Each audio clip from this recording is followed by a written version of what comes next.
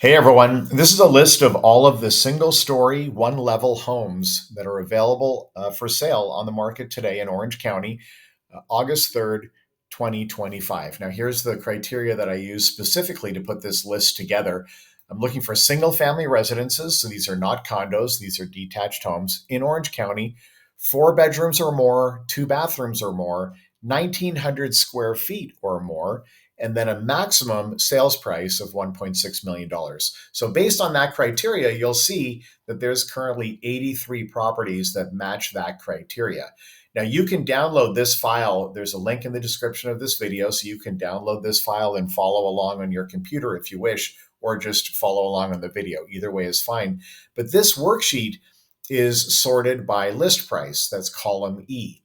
And so you can see, I'm going to collapse these menus to give us a bit more space. So you can see that the list price, the cheapest one on this list is $900,000, just shy of that. And then, as I mentioned, the maximum is 1.6. So that's the most expensive property down here. But that's actually not the biggest opportunity. What you should be looking at is not just the price of the property, but instead you should look at this column right here, which is column N for Nancy. That's DOM, which stands for days on market. Because the properties that have been out there for a while, those properties, that's your biggest opportunity. People stop looking at those properties because they think that they're toxic. They've been out there for too long. So everyone says, man, there must be something wrong with that property. And they don't go look at it anymore. And on top of that, most of those properties that have been out there for longer than, say, 40 or 50 days, they don't host open houses anymore. And so the only way to see those properties is to go with your agent, someone like me, and I can make appointments for any one of these properties on any day that you have available. And we can look at some of these properties that have been out there for a while and then just offer low. The problem with today's market is all the buyers. This is a fantastic market for buyers, but most buyers aren't taking advantage of it because they're waiting for sellers to reduce price. Don't wait. Don't wait for sellers to reduce price. Just offer low, right? The properties have been out there for a while. So you'll see across the bottom here, I've got different tabs. So we're on the first tab, which is price, but the second one is DOM, days on market. So now the exact same list is sorted by the days on market. So these are all the brand new properties that have just hit the market in the last 2 weeks, is right here. But the real opportunity is way down at the bottom of this list. These properties have been on the market for months and months.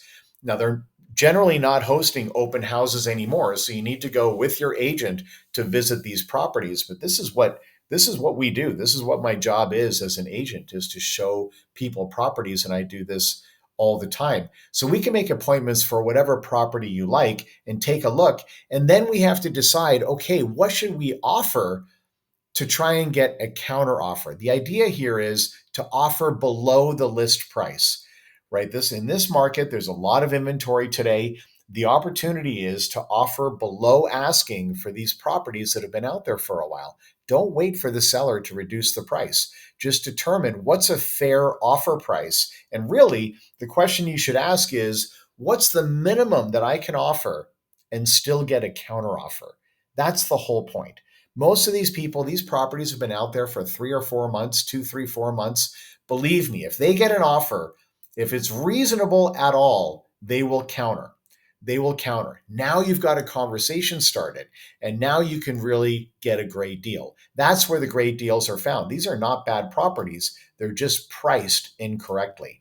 And so the next step that we have to go through is to decide what's the right value to assign to these properties. And so again, across the bottom, I've got these different worksheets. This one is square feet. So this is the same list again, but it's sorted by square feet. So what's the smallest property on the list? I said a minimum of 1,900 square feet. So this is the smallest property. It's in orange. And what's the largest property? The largest property is this one in Santa Ana, 3,649 square feet. This is a huge. These properties down here, these are big properties. There's a lot of living space. And you'll see 5 bedrooms, 5 bedrooms, 4, 4, 5. So these are in 3 bathrooms, 4 bathrooms, 3 bathrooms, 2, 3. These are large properties with a lot of living space. So now let's compare based on the price per square foot. And that's this next worksheet. So this has got the cheapest property on a per square foot basis. And it's the same one that we just saw, the 3,649. That's the largest property. And so based on the sales price, it's also the lowest price per square foot. Now, I haven't seen this property in person, but I would like to see this property. This is a great value for this property. And on top of that, you also have a really big lot. Look, this is the lot size here in column I. And you'll see some of these lots, a lot of them are in the 7,000 range. That's maybe about average, or some of them are 6,000, 7,000. But there's a lot here that are much larger than that. This one's 10,000. This one here is 23,000 square feet. This is an enormous piece of property. And at the end of the day, when you're purchasing a piece of real estate, you're buying land. You're buying the structure as well, but you're buying land. So there's value in getting a large lot size as well. And so the next column over is the price per square foot of the lot. And again, the lower it is, the more land you're getting on a per square foot basis. Like this 23,000 square foot property is only $67 per square foot of the lot size. Pretty remarkable. Now, if you take this value, the price per square foot of the lot, and then you add it to the price per square foot of the structure, you get this number over here. And I do this with all of my clients. It's just the combined total of these two numbers. So the actual number itself, like $539, it really doesn't mean very much, but it's a great way to compare one property to another. So again, the lower the price is, the lower the number is, the more value, overall value between the structure and the lot that you're getting on a per square foot basis. So again, you've got this.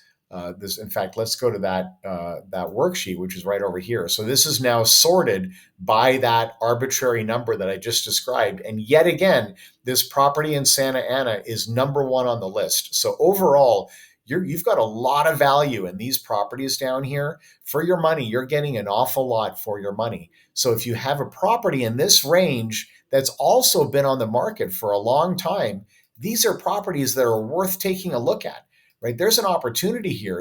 You're not going to like all of them. Some of them you're not going to like, but some of these are going to be great properties, and you have an opportunity to come in and make an offer below asking price and get a great value for your money. Now, the last thing I'll share with you is the fact that you can also calculate the value of a property by how much you're paying for each bedroom.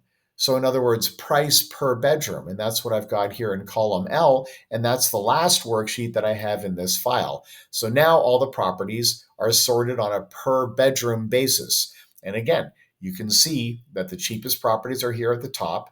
And at the very bottom, you're paying almost $400,000 per bedroom for this property here.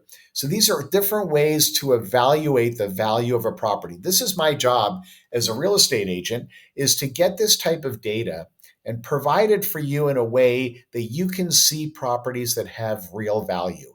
And then I use this data to recommend an offer price, which is reasonable enough that the seller is going to counter and start that conversation and give us an opportunity to negotiate a great price on a property that provides real value for you as the buyer.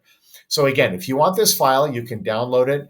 The link is in the description. If you're interested in single family or one level properties, or anything else for that matter, get a hold of me. All the contact information to get a hold of me is also in the description, and I can provide this exact type of research for you based on the criteria that you're looking for your next property. Thanks for watching. We'll see you next time. Bye-bye.